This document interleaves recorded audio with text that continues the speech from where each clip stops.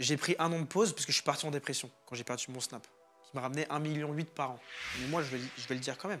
Pour moi, Carla Talon, elle n'est pas mariable. Voilà, désolé Brian. Ta maman a fait un enfant derrière le dos de papa et de toute sa famille. Brian ne l'a pas fiancé, ne l'a pas marié. Pendant 3 mois et demi, elle a caché à moi et toute ma famille. Et même à Brian. Parce que Brian, il dit non, je suis au courant depuis le début. Il n'est pas au courant depuis le début. Elle est au courant à bout de 3 mois et demi qu'on ne peut plus avorter. Ça, c'est la vérité. Parce que Carla, elle sait que nous, on a de l'osier dans notre famille et donc elle veut l'héritage. Être une femme traditionnelle aujourd'hui, c'est beaucoup de travail. De s'occuper de la maison, de s'occuper de mon linge, de s'occuper de mes futurs enfants, c'est un taf.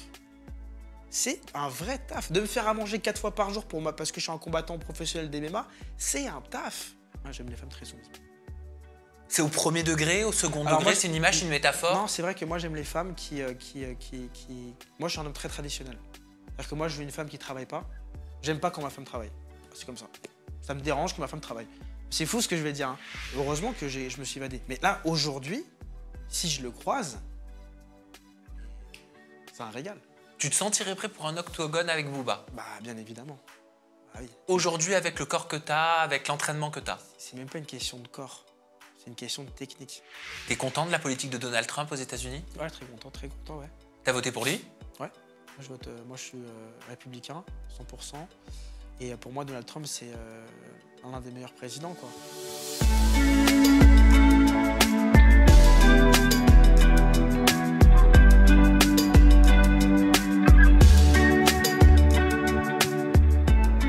Bonjour, c'est Bidadi. Bonjour, ça va?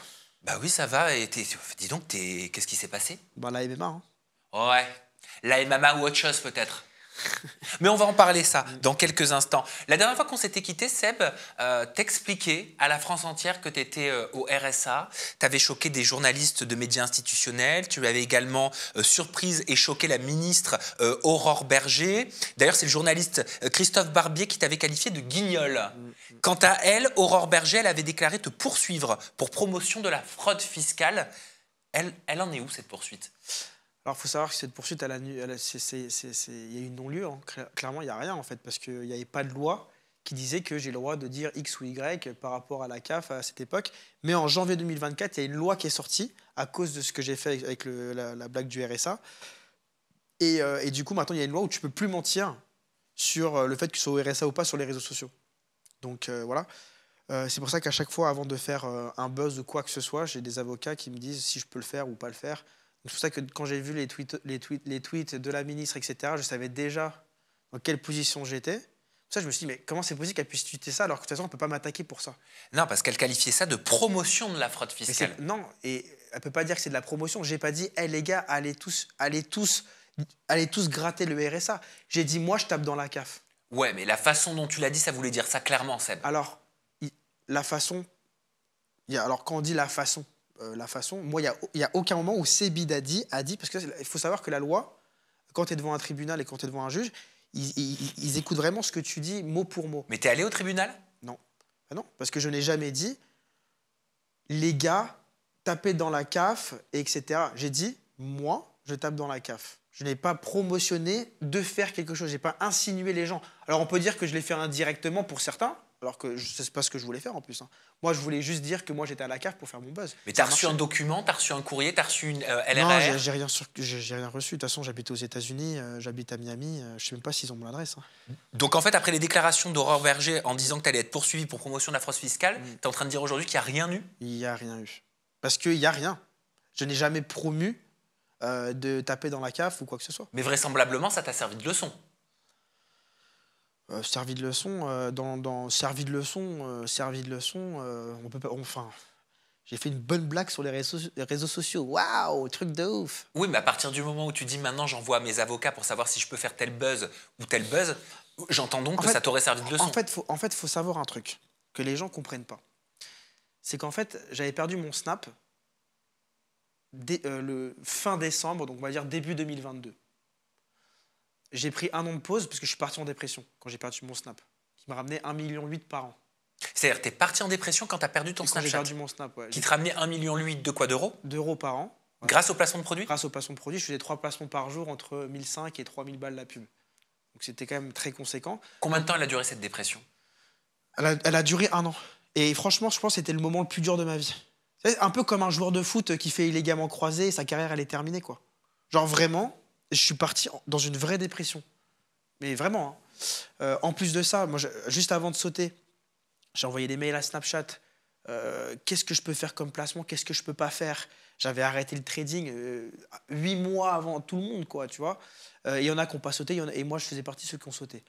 Bon, voilà, parce que j'ai un perso un peu provocateur et je pense que les gens peut-être de ces Snapchat m'aimaient pas, alors que moi, peut-être que voilà, j'aimais Snapchat et j'avais rien contre eux.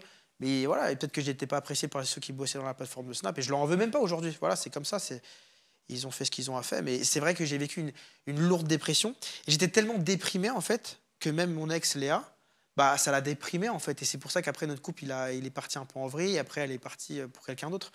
Mais c'était tellement dur que même je me rappelle mon Noël que j'ai passé avec mon père, franchement, j'étais à 2 doigts de pleurer, quoi. Alors que franchement, pour que je pleure, faut vraiment me traumatiser, quoi. Comment tu as fait, Seb Daddy, pour pallier à ce 1,8 million d'euros que tu faisais par an avec ton Snapchat et que tu ne pouvais plus faire? Bah, quand tu passes de 1,8 million par an à zéro, c'est comme si, en fait, toute ta vie, elle a plus aucun sens. J'ai l'impression que je servais plus à rien, qu'en fait, j'avais pas ma raison de vivre, que je me réveillais le matin, j'avais pas mes placements de produits, mon adrénaline de faire mon argent.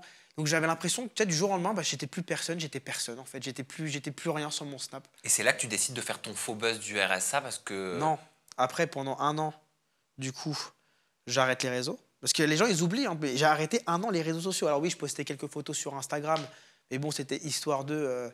voilà, mais j'ai arrêté pendant 1 an les réseaux sociaux. Et après, je me sentais prêt à revenir, parce que j'étais dégoûté des réseaux. Je me suis dit, bon, je vais revenir sur TikTok. Je vais revenir et let's go, quoi. Let's go.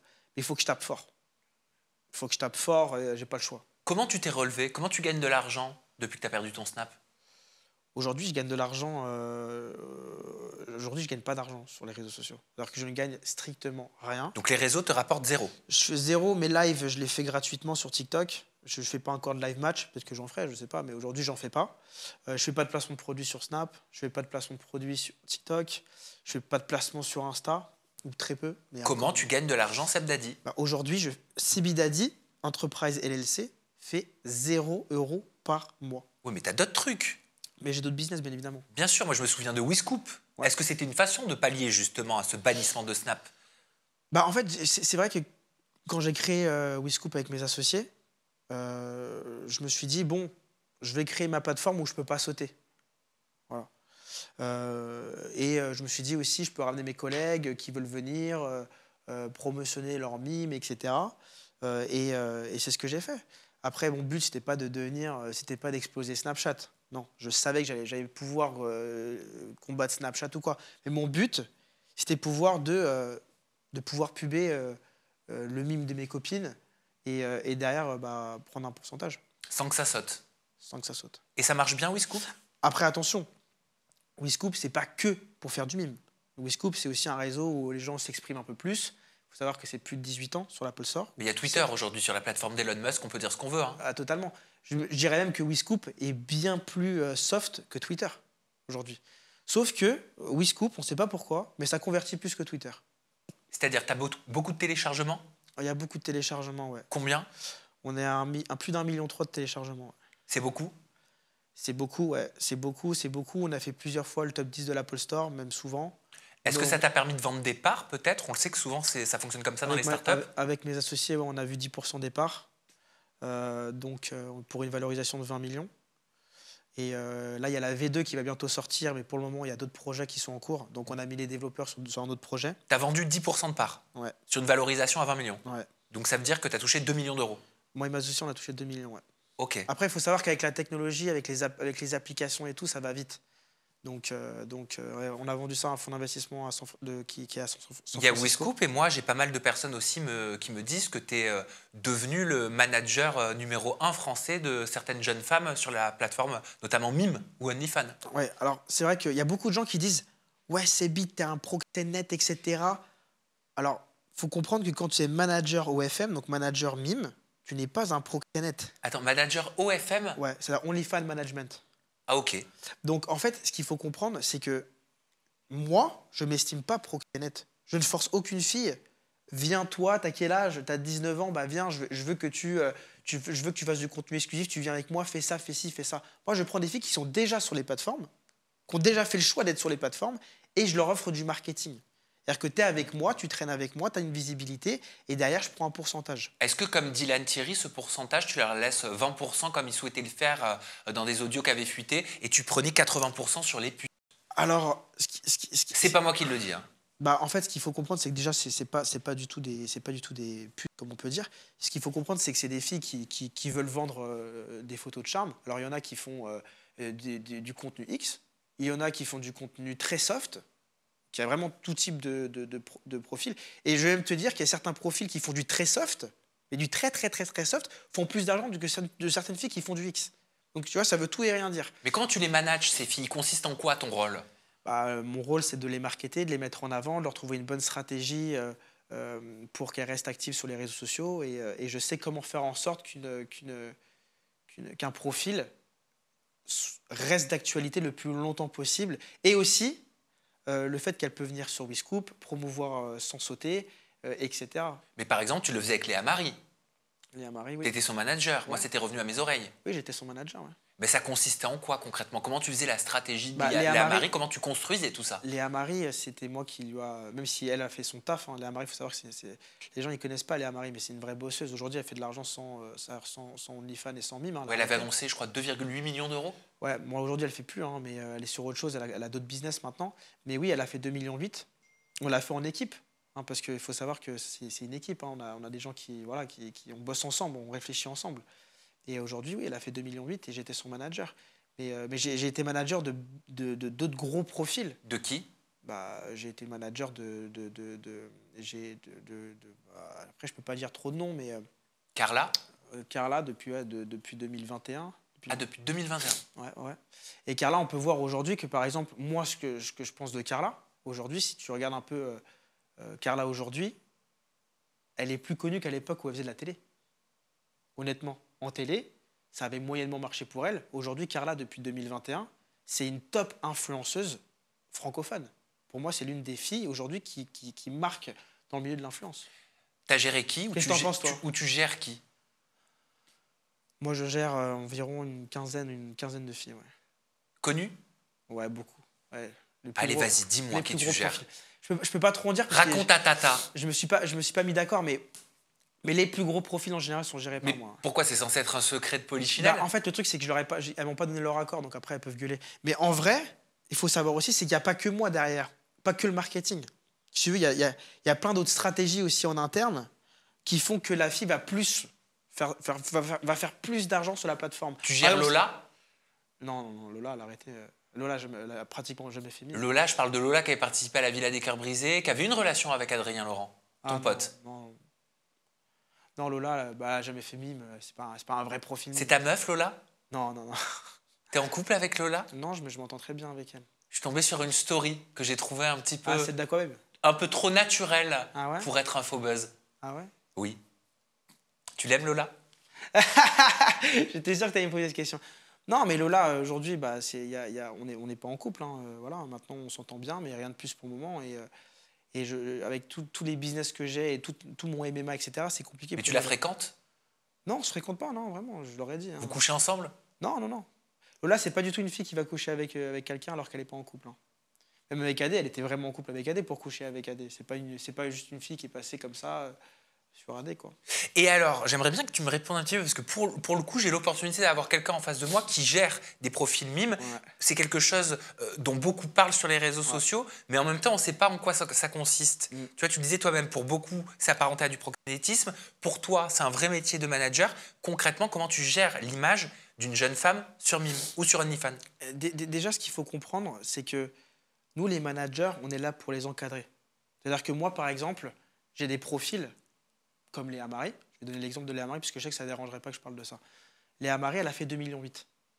Okay, quand tu as fait 2,8 millions, il faut que tu sois encadré pour quelqu'un qui a plus d'expérience que toi. Ça veut dire, on parle d'investissement, on parle de ne pas prendre la grosse tête, de faire attention qu'il n'y a pas des mauvaises personnes dans l'entourage qui te raquettent. Et en fait, moi, je suis un peu comme un mentor aussi. Et t'es sûr que t'étais la bonne personne pour ça? Aujourd'hui, il est à Marie, elle est rentière. Elle a placé son argent à plus de 10% dans l'immobilier à Miami sur Airbnb. Et aujourd'hui, elle fait son argent sans bosser, quoi. Oui, mais concrètement, tu leur dis quoi? C'est quoi le plan d'action? Après, Tu fais une photo comme ça, tu fais une vidéo comme ça, là tu vas Ah oui, avoir une ah oui, relation ah oui, avec oui, telle c'est vrai. personne. Comment ça se J'ai le passe? côté manager, investissement, etc. J'ai le côté marketing. Oui, voilà, il faut rester actif sur Snap, il faut faire les bons TikTok et les bons réels Insta pour que tu restes dans l'algorithme, ainsi de suite. Et aussi trouver les parades dans l'algorithme. Moi, je suis le roi de la parade dans l'algorithme. Aujourd'hui, je suis à peine sur Snap, bah, je suis quand même sur Snap. Mais c'est quoi le roi de la parade dans l'algorithme? Après, je peux pas raconter tous mes secrets, mais aujourd'hui, si tu veux être un bon community manager ou un bon manager, il faut analyser et comprendre l'algorithme et savoir comment puber ces plateformes intelligemment sans perdre tes comptes. Ce que tu peux dire, ce que tu peux pas dire, comment envoyer ton trafic sur une autre plateforme, etc.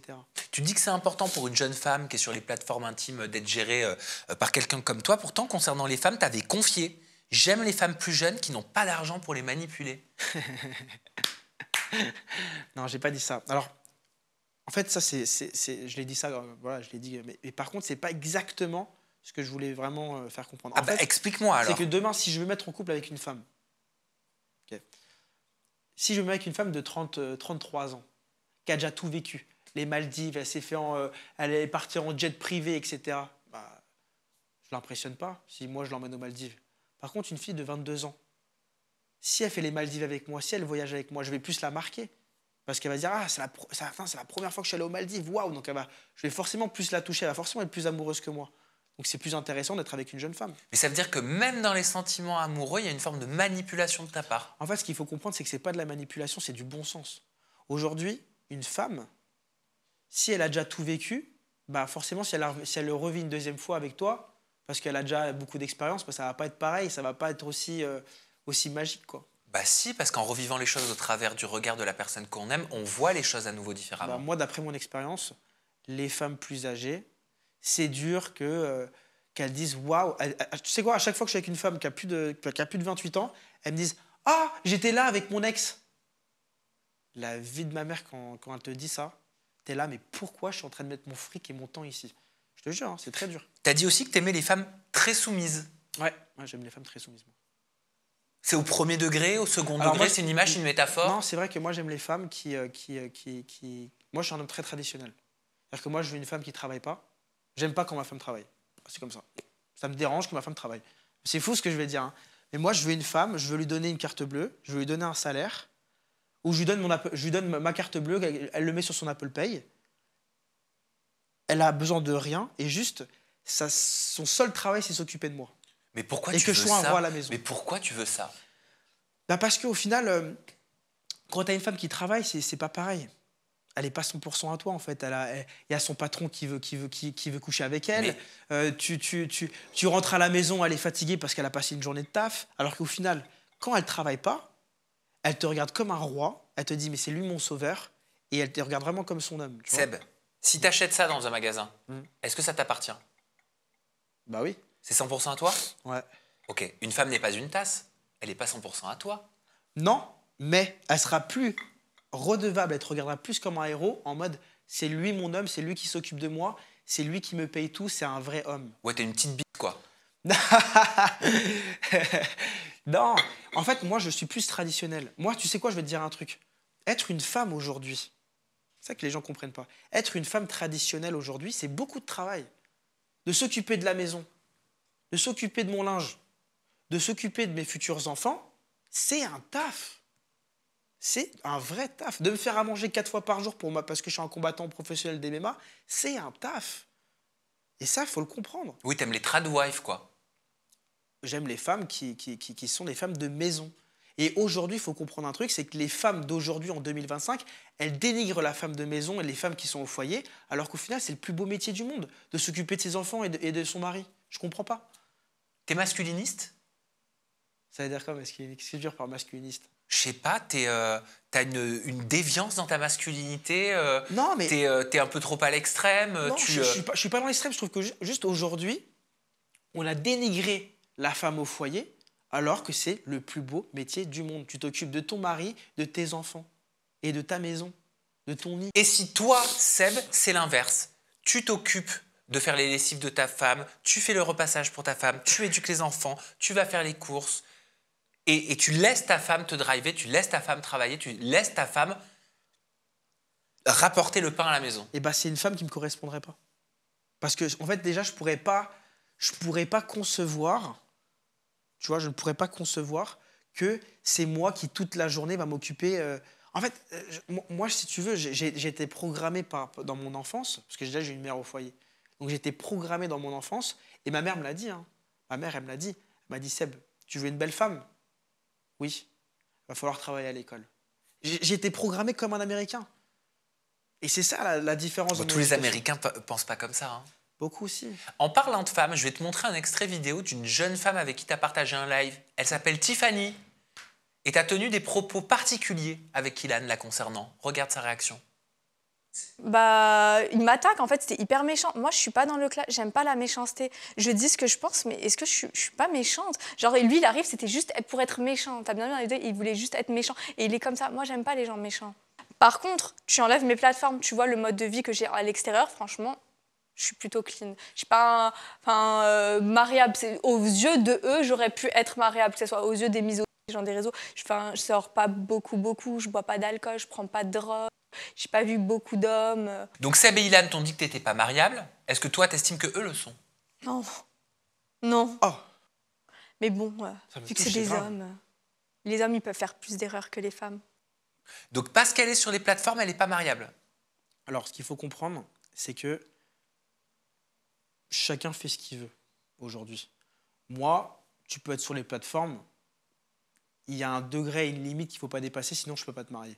C'est la vérité, il y a des degrés. C'est-à-dire que si tu as fait une photo de charme en lingerie sur ton contenu, sur tes plateformes exclusives, ça peut passer. Si tu as fait du X, bah pour moi, c'est compliqué. Mais ça, c'est chacun ses limites. Oui, mais pourtant, t'en gères des femmes qui sont sur les plateformes C'est intimes. vrai. Ça veut dire que les 15 femmes que tu gères, elles sont pas mariables? Il y en a qui sont mariables dans mon agence, il y en a où ça pourrait pas matcher. Carla Talon, elle est mariable? Cara Talon, elle est mariable. Ah bah, pourtant, c'est pas ce que tu as dit Bah, sur les d'après- réseaux sociaux. Après, c'est ma belle-sœur, donc si tu veux, voilà. Mais Carla, quoi qu'on dise, et ça, c'est aussi, il faut comprendre, Carla, c'est une fille qui est très maternelle. C'est-à-dire que ça va être une bonne future maman. Voilà, donc je pense que dans ce côté-là, ça... Après, voilà, les choix de mon frère, c'est pas forcément mes choix à moi. Bah oui, parce que t'expliques qu'elle voulait Exactement. pas dire pour sa grossesse parce qu'elle avait peur que votre famille et ton père lui demandent d'avorter. Justement. Moi, elle m'a dit que c'était faux. Ce qu'il faut comprendre, c'est qu'elle nous l'a caché pendant 5 mois. Même mon frère, je pense, hein, mon frère, il ne savait pas qu'elle était enceinte.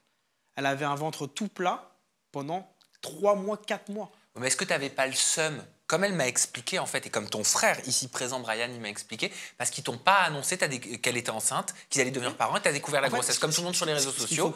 qu'il faut comprendre, c'est que maintenant, aujourd'hui, c'est ma belle-sœur. Là, je suis invité à la gender reveal, donc tu as vu, j'ai pas envie trop de la cacher. Mais moi, je vais le dire quand même. Pour moi, Carla Talon, elle n'est pas mariable. Voilà, je suis désolé, Brian. Mais maintenant, la vérité, c'est que quoi? C'est qu'elle a fait un gosse derrière le dos de mon frère. Non, ton frère aussi a fait un gosse, surtout. Oui, mais mon frère... Parce que c'est lui qui met la graine. Non, mais le frère, il a mis la graine, mais il la met... Et normalement, il n'est pas censé sortir l'enfant dans le sens qu'elle est censée prendre la pilule, tout ça. Ah non, alors il faut savoir que 72% des femmes qui tombent enceintes tombent enceintes malgré la contraception. Donc déjà, ce que tu dis est faux. Ok, bon, elle est tombée enceinte et on ne sait pas pourquoi elle est tombée enceinte. Du jour au lendemain, elle a un ventre qui explose. Donc moi, tout ce que je sais, c'est que j'étais au Mexique avec elle. Elle avait le ventre plat. Elle courait sur la plage, elle faisait des roulettes, elle nageait, tout ça. Donc moi, je me dis, bon, bah voilà, elle est pas... Enfin, je me suis même pas posé la question si elle était enceinte. Et du jour au lendemain, bon, je suis enceinte, etc. Moi, je me dis, bon, elle veut faire un buzz. Moi, je suis pas dedans. Et finalement, je vois qu'elle est vraiment enceinte. Donc ça t'a énervé de ne pas être dans le buzz? Non, parce que si je veux, j'ai juste à faire des choses et j'ai du buzz. Moi, je fais du buzz avec la MMA aujourd'hui. Je suis un combattant professionnel. Je n'ai rien à faire de savoir si Carla Talon ou X. Bah pourtant, tu as bien fait du buzz avec l'intelligence artificielle, avec ses infos ventre, regardez, etc. Donc, tu t'es bien servi d'eux aussi. Donc aujourd'hui, Carla Talon, je suis désolé de dire, elle a caché la grossesse à moi, à ma famille, mon père, ma mère, tout le monde. Et Brian est complice de ça ou pas? Mais ce qui est sûr, c'est que Brian, je vous le garantis, à bout de 3 mois et demi, 4 mois, n'était pas au courant que madame était enceinte. Je vous le garantis. Mais t'assumeras, tonton Seb, futur tonton Seb que tu seras, dans quelques mois et dans quelques années, que ta petite nièce ou ton petit neveu, il voit son tonton parler comme ça de sa mère. Franchement. Moi, je voulais dire, désolé, mais ta maman a fait un enfant derrière le dos papa et de toute sa famille. Brian ne l'a pas fiancé, ne l'a pas marié. Pendant 3 mois et demi, elle a caché à moi et toute ma famille, et même à Brian, parce que Brian, il dit non, je suis au courant depuis le début. Il n'est pas au courant depuis le début. Elle est au courant à bout de 3 mois et demi quand elle ne peut plus avorter. Ça, c'est la vérité. Parce que Carla, elle sait que nous, on a de l'osier dans notre famille et donc elle veut l'héritage. Ça, c'est la vraie vérité. Mais non. Si. Elle se dit quoi? Quoi qu'il arrive, je serai toujours à l'abri. Voilà ce qu'elle se dit. Mais c'était pas une blague. Donc, quand en commentaire sous l'annonce de la grossesse, tu marques « Ah, bah, tu vas taper dans les millions de la famille du bois ». C'était quoi le secret de Brian? Le Secret Story? Je suis millionnaire. Je suis d'une famille issue de multimillionnaires. Oui. Carla, elle se dit quoi? J'ai fait un enfant à Brian. Brian, c'est un beau gosse, il a des yeux bleus. On a DN, c'est parfait. Sa famille est riche. Allez hop. Ah, ça fait 3 mois et demi que je suis enceinte, Brian. Ah ouais? Ok. Mais attends, Seb, non, je veux bien que tu déconnes, je veux bien que tu fasses du buzz, tout ça. Ok, d'accord, c'est une chose. Mais il n'y a pas de buzz, il y a un gosse qui va sortir dans 3 mois. Oui, mais moi, je pense justement à ce gosse, dans quelques années, il verra son tonton dire ça. Mais je lui expliquerai. Et j'espère que ça va être un fils et que ça va être un mâle. Je vais dire, écoute frérot, t'as vu, je suis désolé de te dire, t'étais pas dans l'équation de base. Mais voilà. attends, alors déjà, ça se fait, ce sera une petite fille.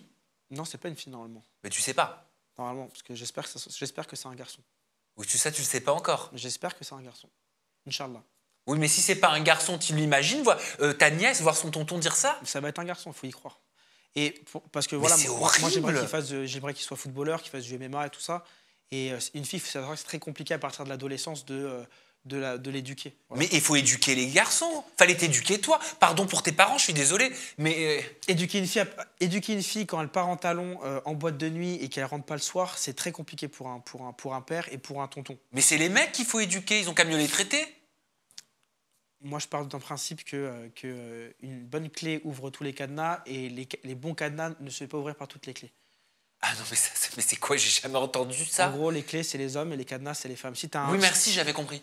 Si tu es une femme respectable, tu es un cadenas qui ne se fait pas ouvrir par toutes les clés. Un homme, si tu es une bonne clé, tu sais ouvrir tous les cadenas. Mais si je suis une femme et s'il y a des femmes respectables qui nous écoutent et qui se font ouvrir... Tu es féministe, ça le dira? Non, je suis pas féministe, je suis humaniste. Bah, moi, je pars que l'humanisme, il faut qu'il y ait un équilibre.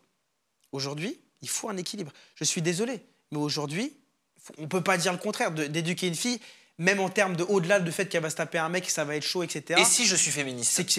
C'est beaucoup plus dur aujourd'hui d'éduquer une fille. C'est beaucoup plus dur. C'est faux. Surtout pour moi surtout pour moi qui ai un père, le jour qu'elle va me dire qu'elle a ses règles, les machins, qu'est-ce que je fais? Je sais pas moi comment gérer tout ça.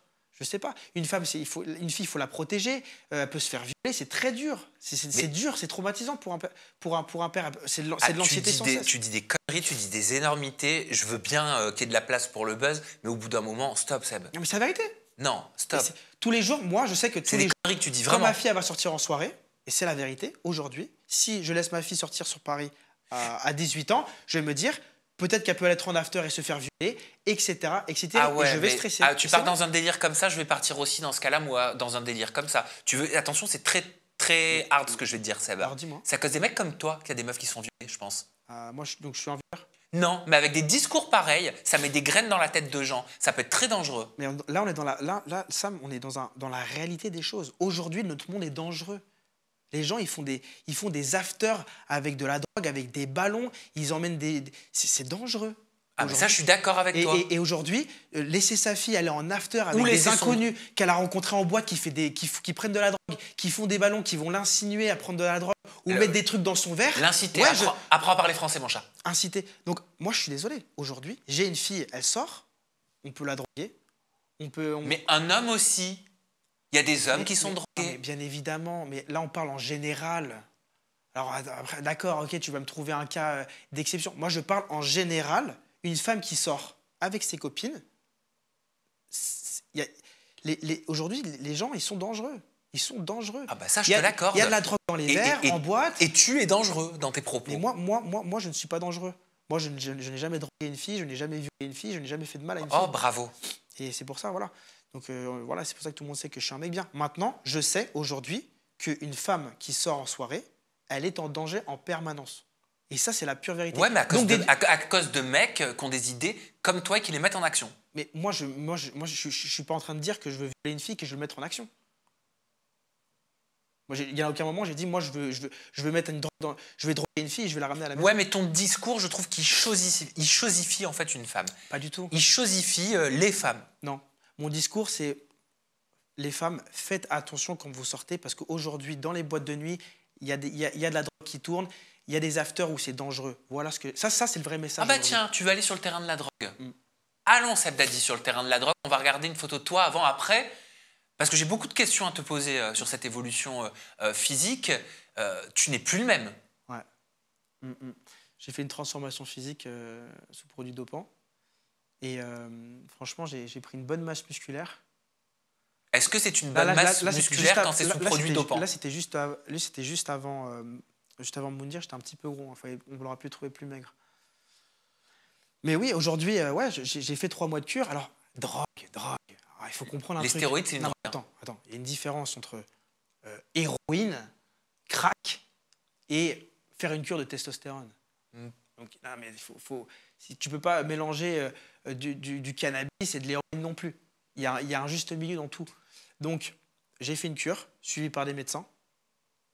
Comme ça, comme dans les quel acteurs pays? d'Hollywood, à Marbella. C'est pas légal là-bas? Ah si, c'est légal. En Espagne? Enfin, j'avais un docteur aux États-Unis qui m'a dit quoi prendre et je l'ai fait légalement.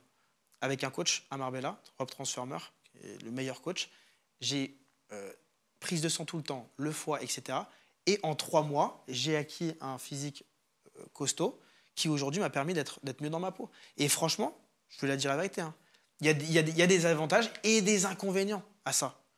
Mais aujourd'hui, je ne regrette pas. Alors déjà, c'est important de dire que les produits dopants sont interdits, sont extrêmement dangereux, qu'on peut en mourir. Attends, si tu veux faire une cure parce que tu as envie d'évoluer physiquement, j'ai le droit de vouloir évoluer physiquement. C'est du bodybuilding, ce que j'ai fait. C'est pas parce que... Voilà. Donc j'ai fait du bodybuilding, j'ai testé, j'ai fait une expérience. Voilà. Attends, ce que je dis... Les jeunes prenaient des stéroïdes. Non, c'est illégal. Maintenant, j'ai fait une expérience que j'ai assumée. Déjà, moi, j'assume que j'ai fait des stéroïdes. Je l'assume, contrairement à plein de gens que tu as ramenés sur ce fauteuil-là qui se piquent à longueur de journée. Tu vois? Donc, je l'ai fait. Et honnêtement, c'est vrai que tu prends de la masse musculaire. T'es plus même en force. Aujourd'hui, ça fait 1 an que j'ai pas touché à un produit dopant, pas un stéroïde, rien. Pourquoi tu as arrêté? Parce que je t'ai entendu dire que tu étais devenu un nati.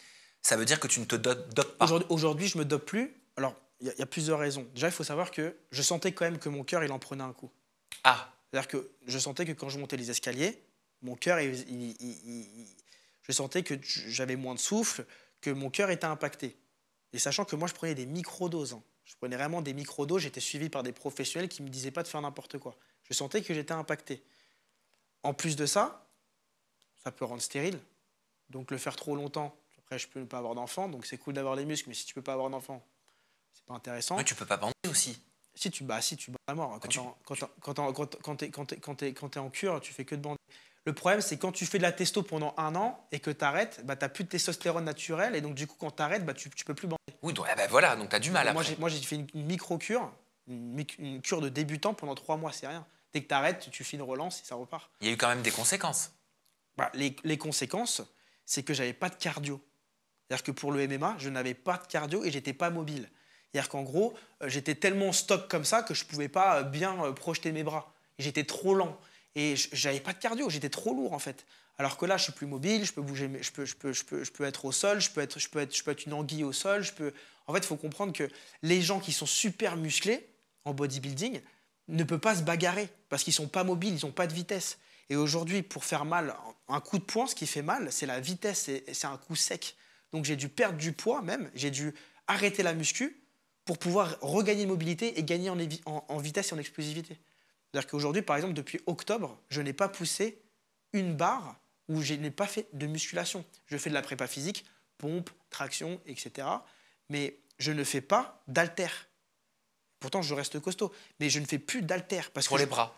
Parce que je veux être explosif. Je ne veux pas être massif et volumineux et lent. Ah bah, on a vu une vidéo d'ailleurs qui a été très commentée sur les réseaux sociaux, notamment sur TikTok, où tu défonces un mec, mais qui n'a pas le même gabarit que toi. Ouais, Menzor, c'est vrai. Oui, on va la voir peut-être. Non, on peut même pas la voir, c'est trop violent. Ah si, tu peux la mettre. Hein. Ah non, pas elle pour est YouTube. Sur TikTok. Ah oui, mais pas sur YouTube. Ça passe peut-être sur TikTok, mais pas comme sur YouTube. Dans un ring, c'est trop violent. Comme tu es dans un ring, tu as le droit. Moi, je trouve que c'est franchement hyper violent quand même. Bah, c'est un sparring, ouais, c'est le sport de combat. Bah oui. Ouais. Pourquoi tu lui as fait ça, ce jeune homme? Alors, c'est vrai que j'ai beaucoup de personnes sur les réseaux sociaux qui ne me prennent pas au sérieux. Là, il faut savoir que ça fait maintenant 1 an, 5 fois par semaine, je m'entraîne 2 heures par jour dans les sports de combat. Je fais du MMA. Donc, moi, je suis un peu plus spécialiste en grappling, donc en lutte et sol. Mais bon, j'ai quand même un bon striking. C'est quand même Ilyes Giroun, qui est l'un des meilleurs combattants français qui me coach. Donc, j'ai été encadré par les meilleurs. Et les gens ne me prennent pas toujours au sérieux parce que je suis un influenceur. Donc, ils disent, c'est un influenceur, il ne sait pas se battre. Donc, je prends des gens en live, ils m'insultent, ils me call out. Vas-y, viens, Seb, on fait un sparring et je vais t'éteindre, je vais t'allumer, je vais te faire mal, etc. Je leur dis, viens, il n'y a pas de souci. J'ai fait venir, bien évidemment, je leur mets un casque, je leur achète les protections. Et derrière, on fait un round comme eux, ils ont voulu, parce que c'est eux qui veulent ce sparring. Je leur donne les protections. Et derrière, il se passe ce qui se passe, quoi. Oui, en parlant du MMA, tu as dit aujourd'hui, depuis que je fais du MMA, je dis la vérité, je me sens tellement plus humble. Tu te trouves plus humble? Ouais. Moi, je me trouve plus humble, ouais. Parce qu'en fait, je réalise c'est quoi vraiment d'être dans le dur.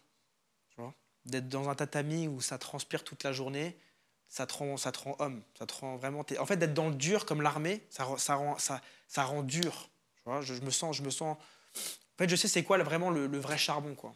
Parce qu'avant, tu avais peur. Hein. Je me souviens de Booba. Ouais. Tu étais parti en courant. On va peut-être revoir un extrait vidéo si on l'a, mais tu faisais pas dans la dentelle. Hein. Putain, mais merde, il y a Booba.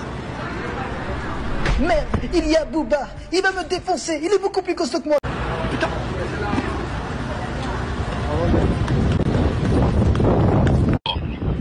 Pourquoi? Tu vois ton mec là. Ouais. Ton mec. Toi, je t'attaque pas aux femmes, mais ton mec, quand je vais l'attraper, je lui dis, hey, je vais lui casser toutes ses dents à ce petit fils de. Qu'il fasse très attention. Ah, c'était lui? C'était Booba, ouais. Mais en plus, ce qui est marrant, c'est vrai que là, j'ai couru, bien évidemment. J'avais jamais fait de sport de combat. Je faisais 66 kilos. Heureusement que je suis parti. Et je savais que j'avais aucune chance face à lui. Il faut savoir que Booba, c'est un combattant. Il a fait des dizaines de combats en Muay Thai. Je connais son niveau à travers certaines personnes que je connais en commun à Miami. Il a un vrai niveau en combat, Booba. Bon, il n'a pas de lutte, il n'a pas de sol, mais il est fort en pied-point. Heureusement que je me suis évadé. Mais là, aujourd'hui, si je le croise, c'est un régal. Tu te sentirais prêt pour un octogone avec Booba? Bien évidemment. Oui. Aujourd'hui, avec le corps que tu as, avec l'entraînement que tu as? C'est même pas une question de corps, c'est une question de technique. Tu sais, il faut comprendre que les sports de combat, c'est pas forcément le physique qui compte, c'est la technique. Et encore plus au sol. C'est-à-dire qu'au sol, c'est le positionnement du corps, où est-ce que tu mets ton poids pour stabiliser une position et tu casses un bras, tu fais ce que tu veux avec une personne qui ne sait pas défendre au sol. Eh ben, est-ce que Ilan ne savait pas se défendre au sol? On se souvient tous que c'est toi qui l'as mis KO, qui a remporté par un KO ce combat contre Ilan CTO. Et d'ailleurs, il t'a par la suite accusé d'avoir triché en lui mettant un petit doigt au cul. Ce qui est marrant dans cette histoire, c'est que... À l'œil, pardon. Ah, je lui ai mis un doigt dans l'œil. Mais alors, c'est ce qu'il dit. Ce qu'il faut comprendre, ça c'est une petite anecdote que je vous donne, c'est qu'en fait, moi je voulais faire le combat en professionnel. C'est-à-dire coup de coude, coup de genou avec les petits gants. Lui, il ne voulait pas mettre les coudes. Parce qu'il savait qu'au sol, si je lui mettais les coudes, parce que j'étais très bon au sol, ça allait être dévastateur et ça peut défigurer quelqu'un. C'est-à-dire qu'un coup de coude, voilà, c'est des marques sur le visage à vie, des cicatrices à vie. Donc, il ne voulait pas les coudes. Donc du coup, comme il n'y a pas les coudes, quand tu te retrouves sur une position où tu es sur lui au sol, il faut pousser avec ta main sa tête. Donc tu mets ta main sur sa tête pour te relever, pour après mettre les coups de marteau au niveau du visage. C'est la seule solution, c'est la seule manière. Donc je le pousse avec la main, je ne lui mets pas les doigts dans l'œil, et du coup, voilà, c'est passé ce qui s'est passé. La fédération belge a validé ma victoire, comme quoi je ne lui ai pas mis les doigts dans l'œil. Et voilà, j'ai gagné. Maintenant, voilà, il a perdu. Il assume sa défaite aujourd'hui, Ilan? Il assume. Il n'a pas mis un jab, il n'a pas mis un coup de poing au deuxième round. Il s'est fait atomiser le deuxième round parce que j'ai gardé mon énergie, j'ai respecté mon game plan. Le premier round, je l'ai fatigué, j'ai tourné. Et le deuxième round, je l'ai terminé. Concernant justement votre combat, au début, vous parliez d'un gain à 1 million d'euros pour le vainqueur. Par la suite, c'est passé à 500 000 euros. Il paraît en interne que ce sont des chiffres avec lesquels tu n'étais pas d'accord. Ce sont des chiffres apparemment qui sont faux. Ce sont des chiffres qui auraient été là uniquement pour faire le buzz. Est-ce que c'est vrai que tu ne voulais pas les mettre en avant, ces sommes? Bah lui, clairement, il voulait mettre 1 million d'euros sur la table, j'étais pas d'accord, après 500 000, etc. Bon, au final, il n'avait pas été capable de me sortir le chèque. Hein. Tu les as jamais eu, ces 500 000 euros? Non, je les ai jamais eu. Mais bon, là, on va refaire. S'il veut une revanche avec moi, il mettra vraiment le chèque avant, on le mettra sur un compte avec un avocat, et c'est la seule manière qu'il aura sa revanche. Oh, mais il faut qu'il les ait, Ilan, les 500 000 euros pour pouvoir faire un chèque. Non, il les a. Il les a. Il fait de l'argent en ce moment. Mais il avait dit qu'il était fauché il y a quelques mois, je crois. Mais c'est un menteur, il fait de l'argent en ce moment. Il fait de l'argent? Il fait de l'argent comment? Alors, je peux pas vous dire exactement, mais il fait beaucoup d'argent. Il fait beaucoup d'argent. Toi aussi, tu fais beaucoup d'argent pour avoir un patrimoine estimé à plus de 3 millions d'euros? 3 millions? C'est où tu as trouvé ça, sur ChatGPT? Non, pas sur ChatGPT. Sur le site internet? J'ai trouvé ça en recherchant dans des articles, oui. Ah bah, Et c'est pour ça que je te pose la question. 3 millions, tu vois, ils disent n'importe quoi. Je suis pas à 3 millions. Beaucoup plus? Si j'ai déjà fait 1,8 million par an de 2019 à 2022, déjà, les calculs, ils sont pas bons. Je sais pas, peut-être que t'es un gros flambeur. Ah non, moi, je suis pas... Zara, moi, j'ai même pas de montre. Et les montres que j'ai, c'est des fausses. Ah bon? Ouais. J'achète pas les montres, moi. Bon, on va en parler dans quelques instants, parce qu'il y a des montres qui t'ont été dérobées dans un braquage l'été dernier. Ouais, c'était à mon pote qui se sont fait dérober. Ah, ce sont les montres de ton ami, pote. ouais. Mais ton patrimoine, il est estimé à combien?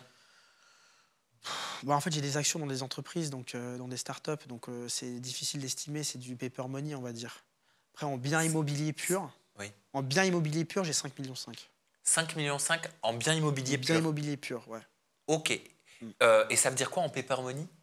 Paper money, c'est des actions que tu as dans des startups. J'avais jamais entendu ça. En gros, par exemple, si tu as, 50% des parts dans une entreprise qui vaut 20 millions, en fait, tu as 10 millions d'actions. Mais bon, il faut faire ton exit, il faut savoir vendre la boîte à un moment. Sinon, ça veut tout. Si la boîte écroule, ça vaut plus rien. Donc, en fait, il faut faire ton exit. Et les combats de MMA, ça rapporte, j'imagine aussi. Ça rapporte, ouais. Ça rapporte combien le MMA? Moi j'y connais rien. Oh là là, Seb, tu me fais peur, je veux pas tomber malade. En fait, ce qu'il faut comprendre, c'est que le MMA, c'est un milieu de passionnés, en fait. C'est-à-dire que la plupart des gens, ils font ça parce qu'ils veulent aller à l'UFC, c'est des passionnés. Tu fais pas ça pour l'argent, de base. Attends, moi, j'ai cette visibilité qui fait qu'aujourd'hui, moi, je gagne très bien ma vie grâce au MMA. Mais combien? Ça rapporte combien le MMA? Aujourd'hui, je pense être l'un dans les combattants les plus payés. Alors que j'ai peut-être pas le niveau de Benoît Saint-Denis ou de quoi que ce soit. Mais pour un combat, tu parles? On va dire que pour un combat, aujourd'hui, je prends beaucoup d'argent pour un combat aujourd'hui. Et parce que je remplis les salles. Hein. J'ai rempli l'Influence Fight Club 1, j'ai rempli la salle bondée à craquer. Et les pay-per-view, j'ai fait plus de pay-per-view à l'Influence Fight Club qu'au PFL de Ngannou contre l'autre heavyweight. Mais par exemple, ton combat contre Ilan, il t'a rapporté combien? On est sur des gros chiffres quand même. On est sur des gros chiffres. Des milliers? Des milliers d'euros? Bien évidemment. Des dizaines de milliers? Des dizaines de milliers, ouais. Plus de 50 000? On est sur plus de 50 000, ouais. Non. Tu me balades. Je vais te montrer les chiffres si tu veux. Tu me balades pas?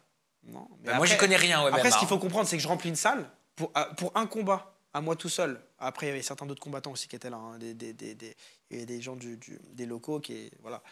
Mais j'ai rempli des salles et et je fais du pay-per-view. Hein. C'est le pay-per-view qui rapporte le plus. C'est-à-dire que tu remplis une salle de 3000 personnes, tu fais peut-être 60 000 euros de chiffre d'affaires.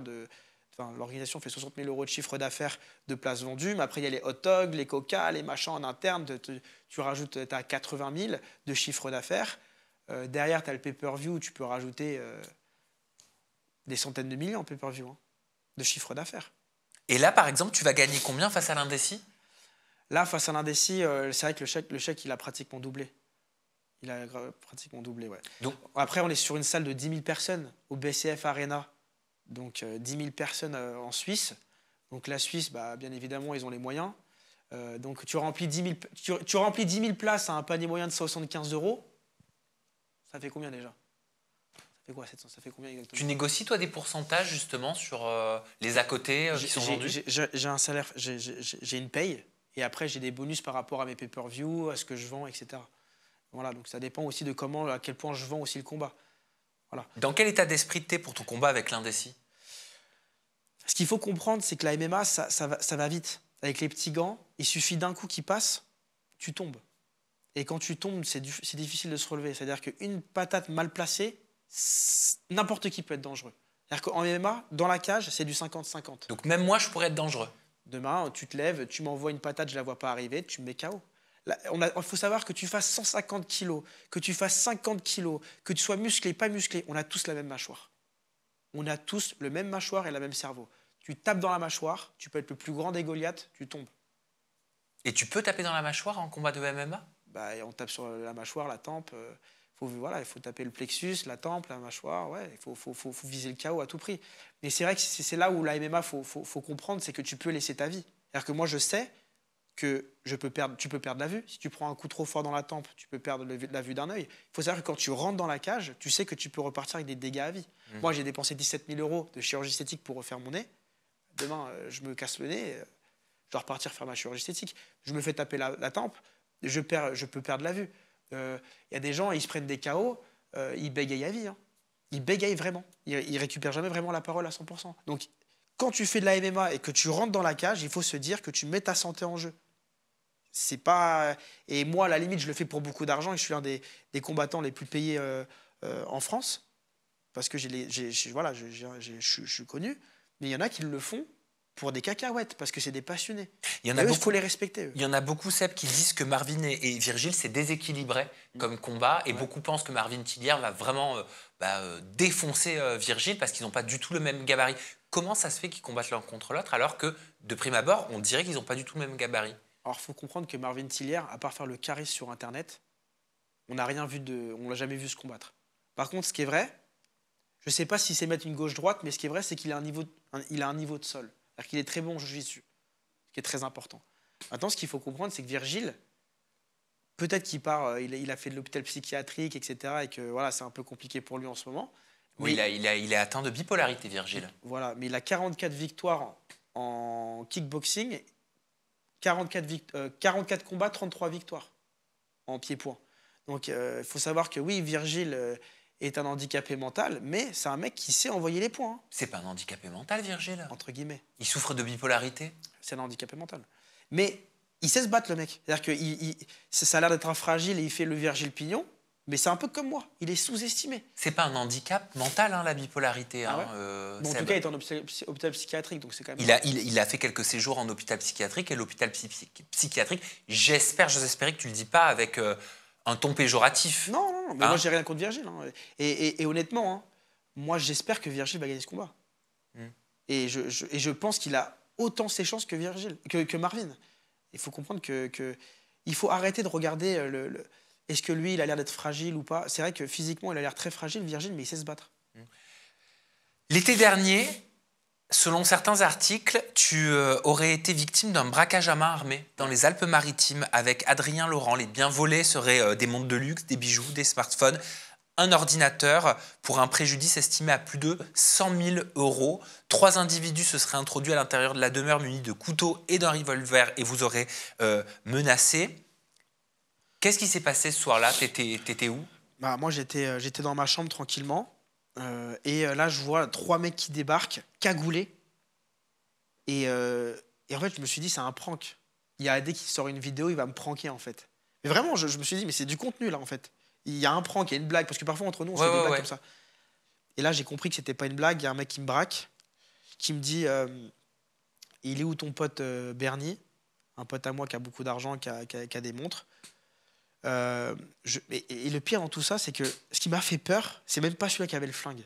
Parce que celui-là qui avait le flingue, j'ai vu que c'était un mec un peu, entre guillemets, sensé, intelligent, c'était à mon avis le leader. Et je voyais qu'il était en contrôle de la situation. C'est-à-dire qu'il voulait repartir avec l'argent et un point, c'est tout. Mais le problème, c'était les 2 autres à côté, qui avaient des couteaux. Et ils faisaient 60 kilos, ils faisaient 1m70, 60 kilos. J'avais l'impression qu'ils avaient 17 ans, 16 ans. Et ils avaient le couteau comme ça, ils tremblaient. Et je me suis dit, il suffit que je fasse un mauvais geste, dans la panique, sous la pression, ils mettent un coup de couteau, c'est fini. Donc, j'ai plus eu peur des mecs en couteau, parce que je sentais qu'ils géraient pas trop la situation, quoi. Et après, voilà, ils ont défoncé la porte, ils ont mis un flingue sur la tempe de mon ami, ils ont pris les montres, et voilà. Et la police, aujourd'hui, la police, ils ont des ADN. Donc, quoi qu'il arrive, je pense qu'un jour, ils vont se faire retrouver. Hein. C'était un homejacking? Ouais, c'est un braquage à main armée, quoi. Et ce qu'il faut comprendre, c'est que dans les situations comme ça... Après, ce qu'il faut comprendre, c'est que moi, je sais que je vais me faire braquer. J'ai une chance sur deux de me faire braquer si j'ai une villa dans le sud de la France. Je le sais. Pourquoi? Je le sais. Et je suis préparé mentalement. On est préparé mentalement. Mais pourquoi tu le Et sais? c'est pour ça que j'ai pas de monde sur moi, tu vois. Parce que les gens, ils pensent qu'on a 4 millions sous le matelas. Et d'ailleurs, mon pote, je lui ai dit, ne laisse pas tes montres ici, tu sais, on va sûrement se faire braquer. Et il rigole, il me dit, mais t'es fou, toi. Et c'est ce qui s'est passé. Moi, aujourd'hui, tu viens me braquer dans le sud de la France. Ouais, prends mon téléphone. Et tu vas rien trouver, tu vas être dégoûté. Comment ils vous ont identifié, ces Mais tu jeunes? sais ce que je leur ai dit? Je leur ai dit, regarde, là, j'ai que du Zara, prends ce que tu veux, vas-y. Ils étaient dégoûtés. La France, aujourd'hui, il faut comprendre, c'est dangereux.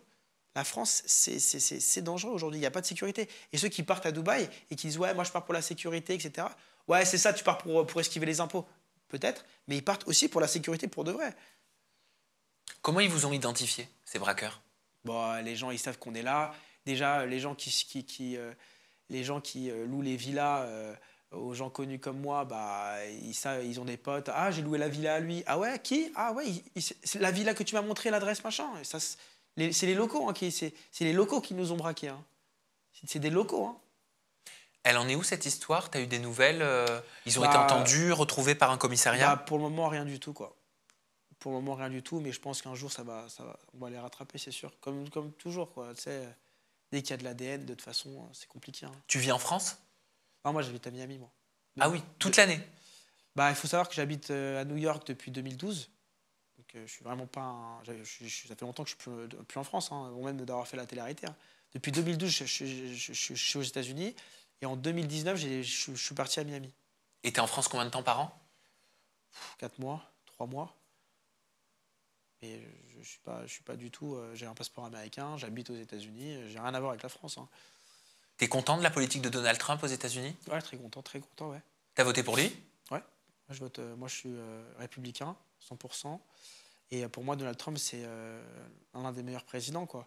Bon, il y a quelque chose dans l'écologie où j'aime pas trop. Il remet, par exemple, les pailles en plastique. Je trouve que c'est débile. Maintenant, voilà. Économiquement, il est très bon. Économiquement, il est très fort. Et est-ce que toi, t'es très fort à tel point que la télé-réalité pourrait refaire appel à toi? Ou au contraire, tu penses être boycotté par l'industrie de la télé-réalité française? Alors, tu sais quoi, longtemps, j'ai cru que j'étais boycotté par la télé-réalité. Je me suis dit, ouais, c'est fini, ils veulent plus de moi, etc. Mais ils m'ont rappelé septembre dernier, donc septembre 2024, pour que je refasse une télé. Et laquelle? Je crois que c'était pour The Power.